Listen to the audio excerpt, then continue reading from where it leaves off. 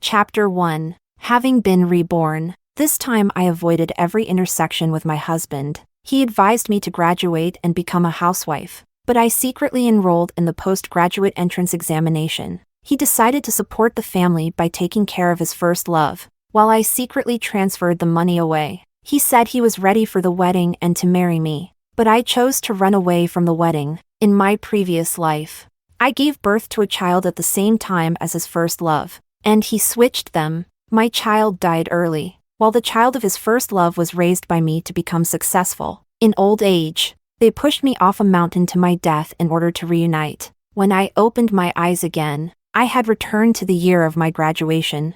Happy graduation! My hands were suddenly filled with many pots and pans. I was lost in thought, and things fell to the ground with a clatter. The woman's expression changed suddenly. Celine, what are you doing? These are kitchen supplies I worked hard to prepare for you. Perfect for women. Joseph Wu's mother was still chattering away, pointing at me and scolding, and I was still immersed in the immense joy of rebirth. Counting the days. Today is the last day to register for the postgraduate entrance examination. Did you hear me? How can you take care of my son like this?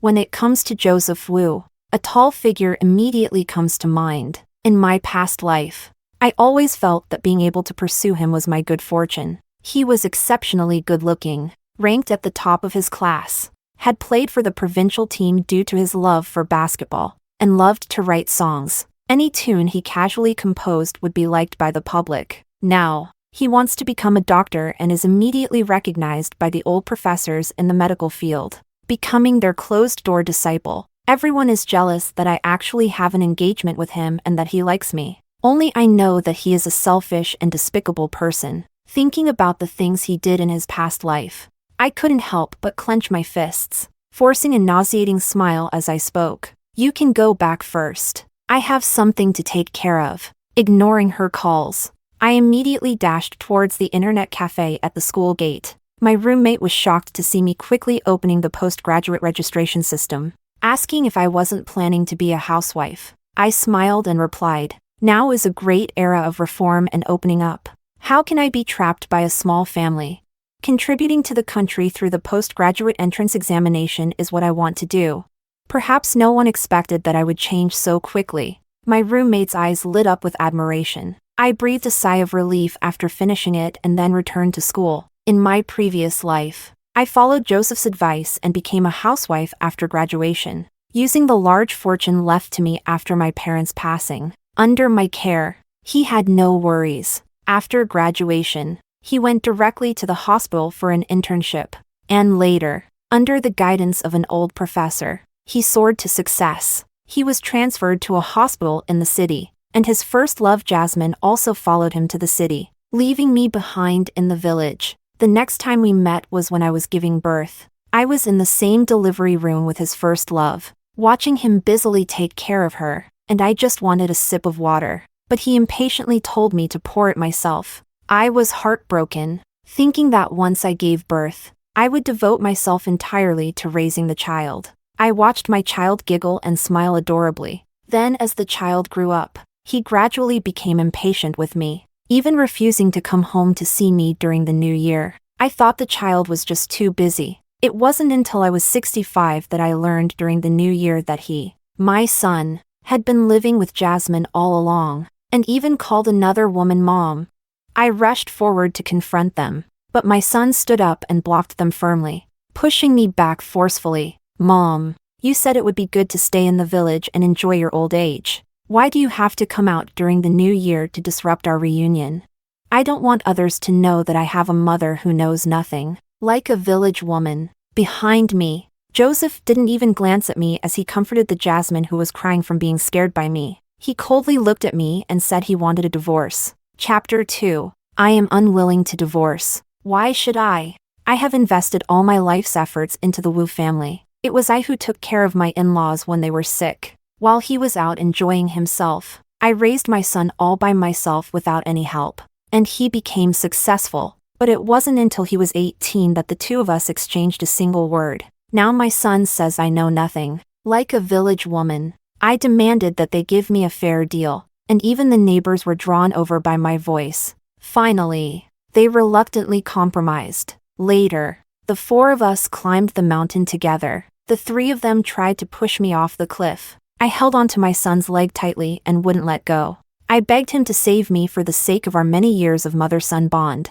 I didn't expect him to have a face full of disgust as he angrily spoke the truth. You were never my real mother. The daughter you gave birth to died at birth, and my real mother was too weak to take care of anyone, which is why I became your child. If I had a choice, I wouldn't want to be raised by you at all.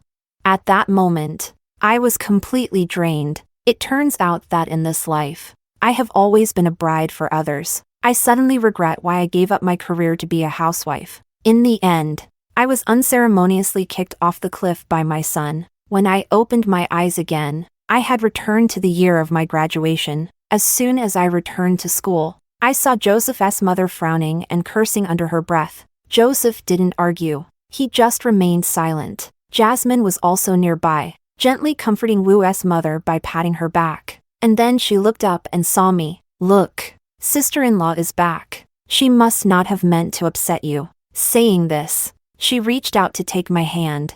Her tone gentle. Quickly apologized to Mrs. Wu. I sidestepped her hand. Joseph looked confused at the scene. What's wrong with you?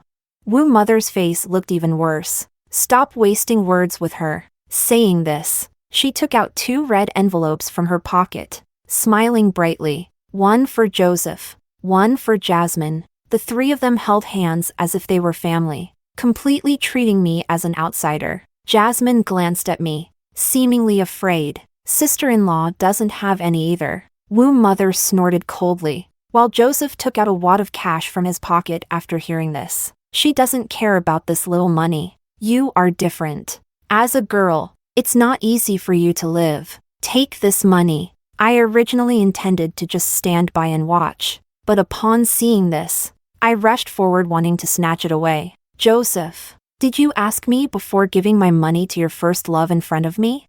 Joseph's expression was not good, and he didn't let me snatch it. You have so much money. I'm just taking out a little. She's a girl who has lost her parents. Living alone is not easy. How can you bear not to help? I was so infuriated by his words that I almost laughed. She is an orphan. Aren't I one as well? Can the Wu family take my subsidy to give to others just because they have no money? Jasmine was scared to the point of tears in her eyes. Brother and sister-in-law, please don't argue because of me. Since she doesn't want to give the money, then I won't take it. Saying this, she covered her face and ran off into the distance. Joseph immediately chased after her, and after a while of tugging and pulling in front of me, Jasmine finally handed over the money. I was anxious to chase after them, but Wu held my hand tightly to stop me. Our family does not welcome women like you who lack vision. I couldn't struggle free, and in the end, it was Joseph who separated us. He looked at me with eyes full of indifference. Celine, I am so disappointed in you. Then he shook his head, seemingly conceding, if you're unwilling, then I simply won't give it to you anymore. I know they wouldn't be willing to give up on me as their mobile wallet. After they left, I immediately went to handle my bank card business. He knows my bank TKSY 090 ABBF 9 CAD 7696 BFC 0 CBE 0F code. It was only after checking the balance that I realized withdrawing large sums of money was meaningless. Joseph has done this before. I immediately changed the password. Then I went back to school to find my teacher. She has been a great mentor to me. I owe many of my awards at school to her guidance. The teacher's face lit up when she learned that I was going to take the postgraduate entrance examination, and then she asked if I would like to accompany her to City C University of Technology to work on mechanical research with her professor. Just in time. I will set off next month. The teacher is willing to teach for free. My eyes lit up. Isn't this my dream school?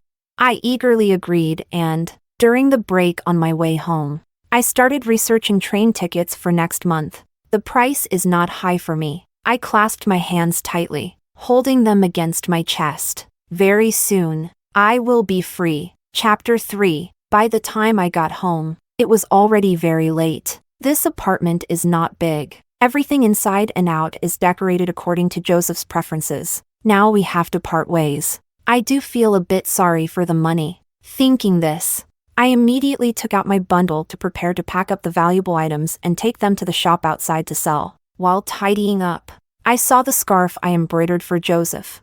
I have always liked handling large objects. I am not good at this meticulous work, and my fingers have been pricked time and again. He once saw it and bluntly said it was too ugly. But now, upon closer inspection, it is clearly embroidered quite well. I sighed, put it away, and would use it in winter. After selling, I returned home and saw that the apartment was much emptier. I was planning to empty this place out before leaving, not leaving Joseph anything. He came back very late. When I saw him, his cheeks were flushed, and he looked a bit drunk. I was a bit late to have dinner with them. He began to explain. Fortunately, I had the self-awareness not to make his share of the meal. He carried a strong scent of magnolia perfume, even more overwhelming than when I smelled it during the day. They must have been sitting very close. He seemed to notice and immediately took off his coat. She fell, and I helped her all the way. Don't think too much about it.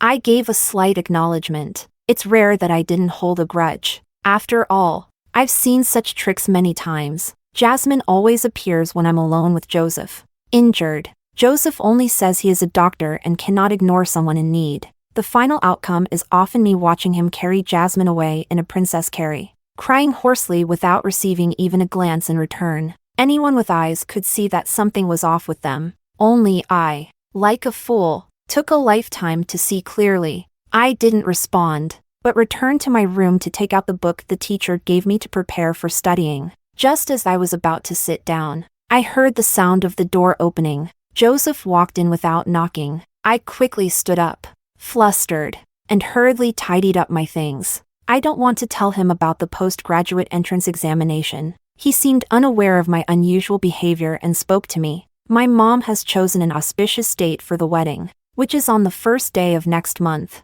It's not a discussion, but a notification. The first day of next month happens to be the day I leave with the teacher. Exactly. I also want to know what his reaction would be if I were to run away from the wedding in front of him. I made a sound of acknowledgement, which counted as my agreement. He was used to it and continued speaking. I brought the pots, bowls, and utensils that Mom sent for you. He walked over while speaking and gently held my hand. I know you're not very good at cooking, but that's okay. How about we cook together in the future? There is a rare tenderness in his eyes. In the last life, he promised me the same, but after getting married, everything was completely different. He often didn't come home for dinner because he was too busy, and woo mother woo father scolded me for my cooking being terrible, saying I had no qualities of a woman. When he found out, he just calmly said that I should study more at home and not make the old people angry. Later, I found out that he often cooked and did housework outside. Jasmine was well taken care of by him, and even in old age, her fingers remained delicate and fair. I held back my disgust and didn't pull away, lowering my head to feign shyness. After saying a few words, he finally left. Chapter 4. I was exhausted, leaning back in my chair and letting out a long sigh. Everyone thought that a helpless orphan like me marrying Joseph was simply a great deal. So at the wedding in my previous life, everyone surrounded Joseph, even speaking to me only to make me understand my place. Clearly, my grades at school were no worse than his. But in the end, the honor others gave me was simply that I was the woman who could marry Joseph. In this life, I do not want such a title. I want to live for myself. The day before, I had sold everything in the house that could be sold. Joseph often doesn't come home and usually doesn't care about the apartment, so he hasn't noticed what is missing. He entrusted the entire wedding planning to Woo's mother. But on this day, he specifically invited me to the wedding shop. When I arrived at the shop, I saw Joseph waiting outside. As I approached, I noticed the curtain in front of me being drawn open. It was Jasmine. She was wearing a strapless gown, her smile radiant. Joseph, do you think this looks good on me? Her voice came to an abrupt stop. Joseph immediately explained as soon as he saw me raise my head. Jasmine, she just wanted to kindly help you try on the wedding dress. Don't take it to heart. You study engineering, so your aesthetic can't possibly be as good as hers who studies design. But Jasmine put on a full face of makeup and even styled her hair. She doesn't look like someone trying on clothes for me. Seeing that I wasn't speaking, Jasmine looked like she was about to cry. Joseph handed me a dress casually. It was a mermaid gown, my least favorite style. I opened my mouth to refuse, but he forcibly pushed me into the fitting room. Be good. This dress was worn by Jasmine and looks great, but I am stronger than her, and this dress doesn't fit me at all. Even the sales assistant went out to say she would help me find another one. However, Joseph blocked her and came in directly. I was so scared that I covered my front. Although we were married in the last life, in this life, we are innocent. He, however, did not take it seriously. What's there to be shy about? You'll have to see it sooner or later. I'm curious to see what's wrong with this outfit that you can't wear. Saying this, he strode up behind me and forcefully pulled it up. I took a deep breath, feeling choked and almost on the verge of tears. I can't breathe. A sudden wave of pain came from behind. My back felt a chill. The clerk exclaimed as she entered. It's blood. Are you all crazy? Why must she wear it if she can't even fit into it? In my past life, I diligently took care of their family without shedding a tear. I realized they were the ones who were truly a family, and I didn't cry. I wasn't crying when they pushed me off the cliff. Yet now, I am crying uncontrollably because my skin was cut while trying to fit into the wedding dress. Jasmine pretended to help, drawn in by our actions. She didn't close the curtain, but I was in so much pain that I couldn't care about my dignity. In front of them, with the clerk's help, I trembled as I took it off and put my own clothes back on. Joseph seemed to finally have a conscience, forcibly helping me to get a taxi and taking me to the hospital for bandaging. My tears wouldn't stop, yet deep down I felt very calm. Even the doctor was startled when he saw me, carefully helping to clean my wounds while scolding Joseph for how he was being a boyfriend. He lowered his head in silence, seemingly filled with guilt. In the end, Joseph held my hand and said softly, I'm sorry. I just thought this looked nice and insisted you wear it. Tomorrow, I promise to get you a bigger one, okay?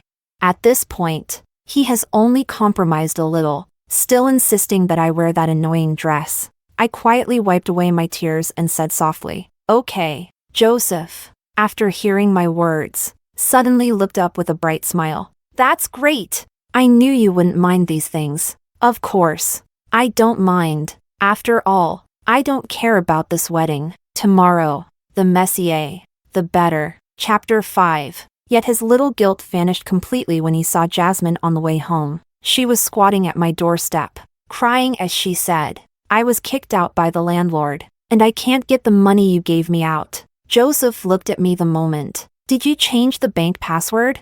My heart instantly sank, and some suspicions gradually surfaced in my mind. What do you mean? Joseph shook off the hand that was originally supporting me and questioned, why didn't you tell me you changed the password? Jasmine is waiting to get money for her rent. What she rents has nothing to do with me. That money was left to me by my parents. I was furious. I didn't expect Joseph would really use my money to rent a place for Jasmine. No wonder in my past life, even though I was frugal, I couldn't withdraw a large sum of money when I got old. It seems that it was the same way in the last life. A card, drained completely by his family. Jasmine leaned against the wall and slowly stood up, looking at me hesitantly. What are you talking about? Your money is just Joseph's money, right?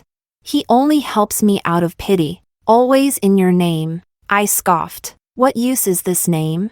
I walked up to her and stood still. It has nothing to do with me. You stole my money. Pay me back. Jasmine cried even louder. I have no way to get it out. While crying, she even lunged into Joseph's arms. I was about to explode when the neighbor poked their head out and started cursing. If you want to argue, do it at home. Joseph, out of embarrassment, kept agreeing and immediately took us inside. After closing the door, he hugged Jasmine and comforted her for a long time, ultimately disregarding my wishes and forcing Jasmine to stay in my room. I sat in silence in the living room for a long time. When he came out, he sat next to me. Why is your room so empty? I raised an eyebrow, somewhat surprised that he finally noticed, and just lied. It's nothing. I just tidied up a bit. I just wanted to borrow your clothes, Jasmine, but couldn't. I was so angry that I laughed. No wonder. Fortunately, I had already finished packing. I stood up, preparing to get the blankets to sleep in the living room. He grabbed my hand. We're getting married, so sleeping together is fine. I have my reasons. He choked for a moment and sighed. Jasmine isn't having an easy time either. Tomorrow, I'll let her leave, okay? We're all adults, so don't be too calculative. I sneered. Then use your money to help her. What does mine matter? Since you know it's not easy for her, then help her pay me back. I looked at him with my palm facing up. Joseph became furious in embarrassment. You really are unreasonable. Saying this, he angrily returned to his room. I was happy to be free, pulling out a mattress to sleep on the floor in the living room. Just thinking about seeing Joseph in a flustered state tomorrow made me happy. Chapter 6. At 5 in the morning, we all got up. Jasmine looked like she wanted to atone and took the initiative to handle the bridesmaid duties, helping me prepare everything. It's just that both the hairstyle and makeup were extremely mismatched with me. I looked at her dress, which was even more glamorous than mine, and her exquisite makeup. Anyone who didn't know would think she was the bride. Wu mother thought everything should be simple. So, both Joseph and I set off from this apartment. But just before we stepped out, Joseph looked sullen and grabbed my hand to ask, "Why did you secretly sign up for the postgraduate entrance examination?" I was a bit surprised and could only force myself to remain calm. "Did you get it wrong?" Joseph pulled out his phone and opened a message to show me. "Isn't this person you? Celine, didn't you suddenly run out to find an internet cafe on your graduation day just for this?" Joseph held my hand tightly, causing me pain, and I couldn't help but struggle. "So what if it is? Who are you to control where I go? You are not allowed to go. You must be dreaming." Jasmine quickly stepped in to mediate. "Don't ruin such a great day. Sister-in-law, you really are something. If you want to take the postgraduate entrance examination, just go ahead. Why do you have to hide it from Joseph, brother? And you promised to take good care of him after graduation. So why are you doing this?" I glanced at her with a sidelong look, my tone indifferent. "If you are willing to take care of it, then you do it." Jasmine has once again been made to cry by me. She clings to Joseph's hand tightly. Her tears brimmed in her eyes as she looked up at Joseph with anticipation. But Joseph didn't glance at her, still fixated on me. "It's okay. We'll go together when the time comes. We are husband and wife, so naturally we should be together." He suddenly calmed down and turned to take my hand. As soon as we stepped out, he resumed his radiant smile. Jasmine was lifting her skirt, originally wanting to say that she was pushed away from sitting next to Joseph. "Take the next car," Jasmine mumbled. "Didn't we agree on this?" Joseph spoke in a cold tone. "Don't waste time." Jasmine was too afraid to argue with Joseph and, after getting out of the car, glared at me resentfully before reluctantly getting into the back seat. I indeed closed the back door and went straight to the passenger seat. Through the rearview mirror, I saw Joseph clenching his fists tightly. He always did this when he was anxious. I suddenly felt like laughing. "Joseph, what are you so anxious about?" When we arrived at the venue, Joseph held my hand as we entered. Passing by Wu mother, I heard her dissatisfaction. "This makeup is just too inappropriate. Knowing that today is the wedding, how can she be so inconsiderate?" Sitting next to her, Jasmine was being cautious. "Auntie, don't blame my sister. It's my fault for not doing it well." Wu mother immediately changed her tone. "Can you blame her? Isn't it because she's not pretty enough?" I couldn't help but roll my eyes. Joseph gripped my hand tightly and suddenly spoke. "You are the most beautiful." When I looked up, I saw him glancing at me. These words didn't sound fake. What a pity. I have already passed the moment when I wanted to listen. This remark was neither too big nor too small, just enough to reach Jasmine's ears. She snorted coldly, her unwilling gaze sweeping across my back. In the end, I stood with him in front of the master of ceremonies. Chapter 7. I felt a bit nervous. Thinking about how I might ruin everything in front of the ever-image-conscious Joseph made me happy. The master of ceremonies followed the procedure. When it was my turn, "Do you wish to marry him?"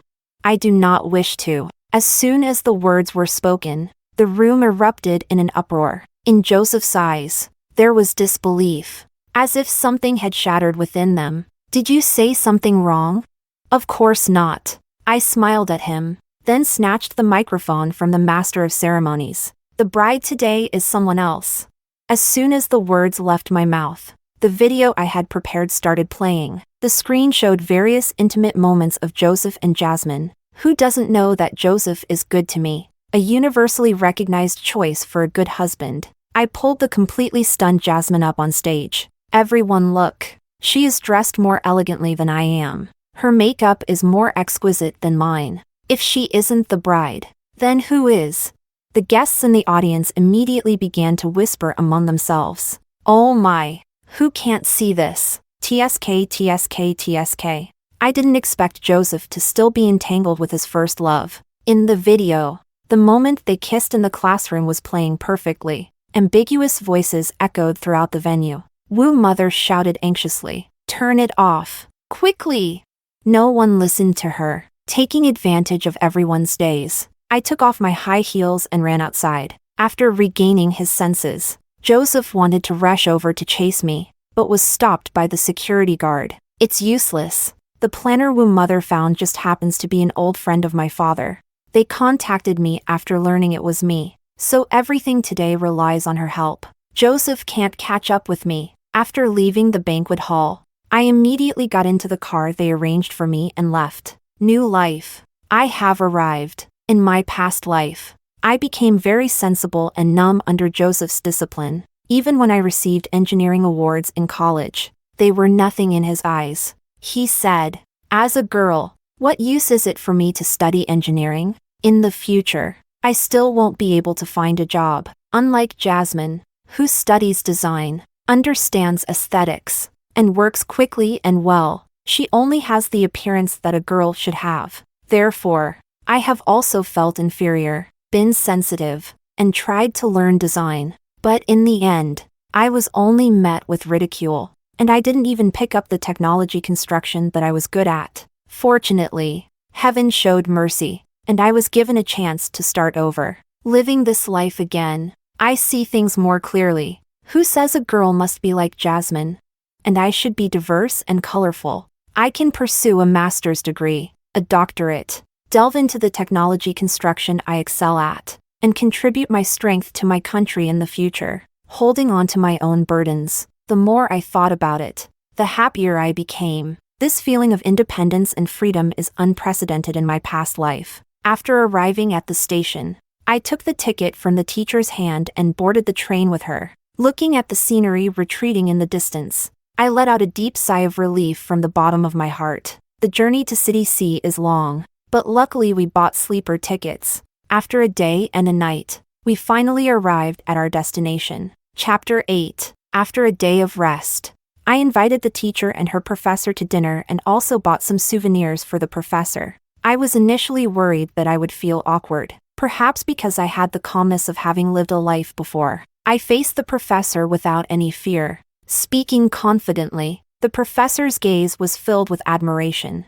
which made me even more composed and self-assured. In the end, we exchanged contact information. Later, we entered a tense period of exam preparation. On the day before school started, I encountered Joseph in City C. I didn't expect him to follow me all the way to my new rental. The door that was supposed to close suddenly got stuck. I was so startled that I instinctively called the police. And when I looked up, I saw him. "It's me." He looked much thinner, and he hadn't taken care of himself. He appeared worn and disheveled. "I finally found you." His gaze was heavy, and his eyes were red-rimmed. "Why did you run off to this place without listening to any explanation? I searched for you for so long." I only felt a chill. Many thoughts flashed through my mind. I never expected how he found me. Perhaps I was too scared. He began to explain. "You happened to go to a bookstore to buy a book, and the part-time clerk there is a friend of mine who is also here for graduate studies.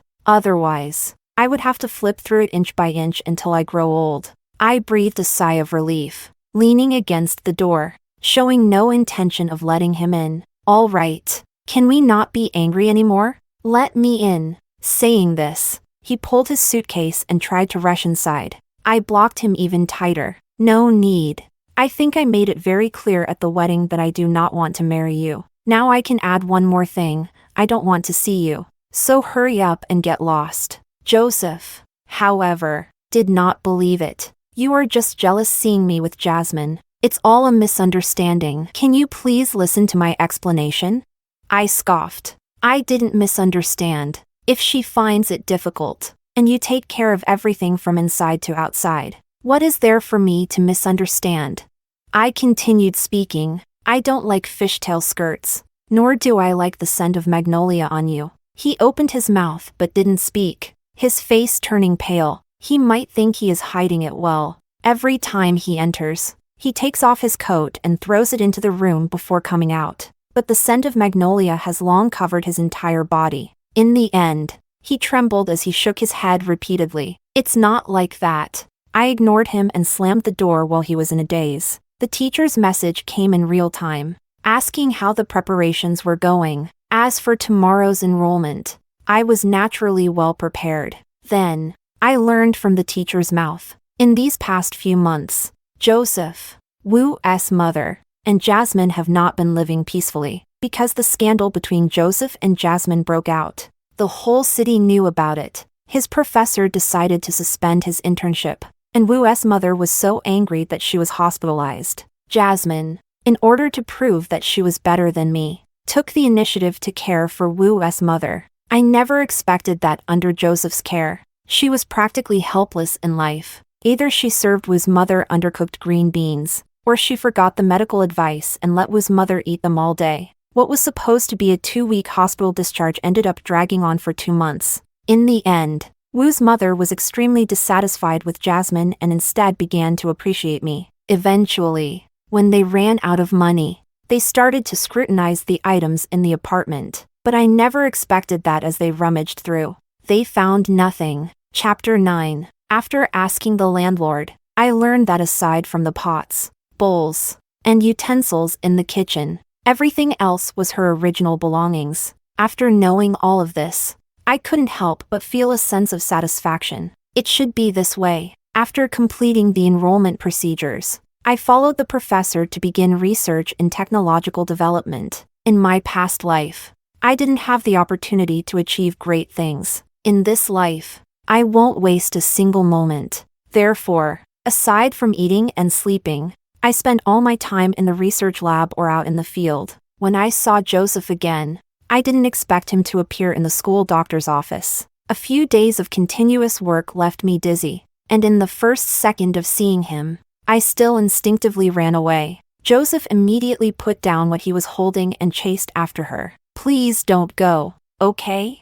Actually, I've always known you were studying here. I just didn't dare to disturb you.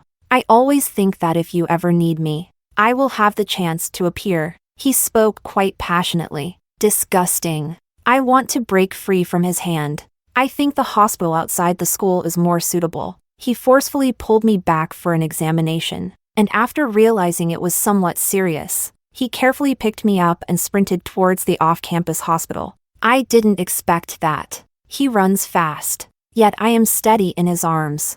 I truly have no strength left and can only let him take me to the hospital for an examination. In the end, he gritted his teeth and took out a lot of change to pay for the medical expenses. He left me. He is becoming poorer and poorer. Then, he carefully sat beside me to feed me medicine. Watching the nurse give me an 4-drip, he held my hand and said solemnly, "He only likes me." In the past, it was his infatuation that led him to do things with Jasmine that he shouldn't have. He said he wouldn't do that anymore and would only do things for me. Even the nurse said so. You should just forgive your boyfriend. This young man looks good, and he is even better. Where can you find such a good person?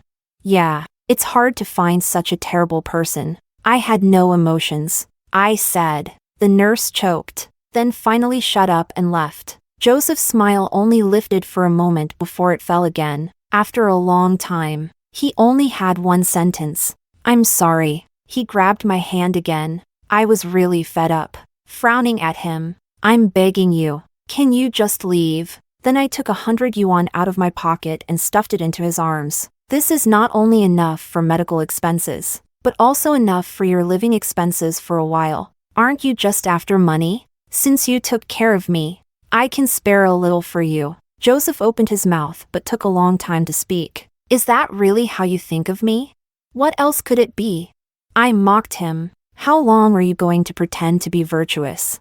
A pretentious thing." Joseph was left blushing from what I said, getting up and sitting down many times. I ignored him and tilted my head to the side. In the end, I heard him say, "I will prove myself."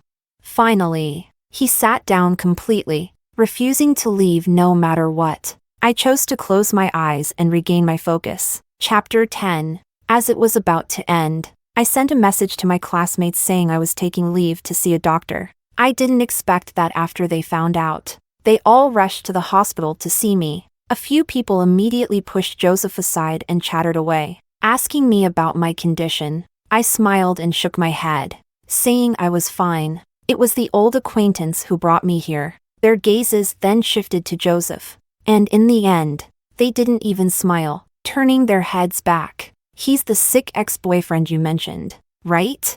TSK. He looks like a typical scumbag. He won't have a good outcome in this life." Joseph was so angry that he wanted to refute, but the remaining people shut him down one by one. As I watched the people around me standing up for me and speaking on my behalf, I felt deeply moved. In my past life, I worked diligently my entire life, only to be isolated for that same duration. Even the way I died was undignified. Suddenly, I found myself in tears. A sharp-eyed classmate noticed and angrily grabbed Joseph by the collar, questioning him if he had bullied me. I didn't say anything, which was tantamount to acquiescence. How could the bullying from my past life not be considered bullying? When Joseph saw that I didn't respond, he initially flustered and wanted to explain, but he also lost his resolve. Seeing this, the classmates took him to a secluded corner and gave him a beating. On the way back, he helped me return to school. I passed by the corner and saw Joseph holding his stomach, grimacing, and when he saw me, he smiled. He silently asked me, "Wouldn't it be happier?" Actually, I didn't feel much. After seeing him, I ignored the front and pretended I hadn't seen him. How could it be otherwise? Compared to my past life, this is nothing at all. Joseph insisted on staying to be the school doctor, although he is quite despicable. But for such a talented medical professional to stay here and only be a school doctor is truly a waste of talent. His professor has approached him many times, but he has turned them down one by one. He said he wants to stay here to atone. I was disgusted to the point of nausea. After returning from the hospital, he would leave some fruit snacks at my dormitory door every day. They are all suitable for me to eat right now. I confiscated them all and handed them over to the dormitory supervisor. We were stuck like this for a month. Jasmine appeared. She appeared near our school, wandering around with a big belly, asking everyone where Joseph was. Anyone with eyes could guess. She came to find the father of her child.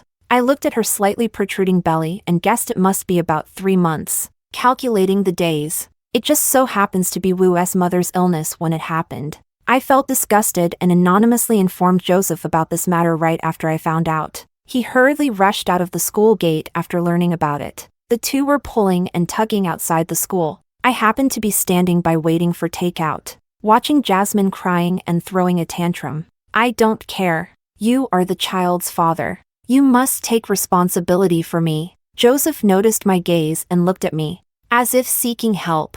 "It has nothing to do with me." After the takeout arrived, I grabbed it and walked away without looking back. Later, I saw the new school doctor in the infirmary. It turned out that Jasmine was at her wit's end and went to our principal to ask him to remove Joseph so that he could take care of her and her child. This matter has given the principal a headache, and the position of school doctor has always been rather unimportant. He waved his hand and directly agreed. Later, I heard from others that he was forced to go home and marry Jasmine. His professor came knocking, but was turned down one by Jasmine, because she was worried that the man who had finally returned would leave again. In the end, out of helplessness, Joseph could only work near home. A lifetime of mediocrity. After graduating, I unhesitatingly devoted myself to the construction of the nation. When I returned home again, I was already 30, adorned with honors. I glanced and saw a man sweeping the street. He looked young but hunched over,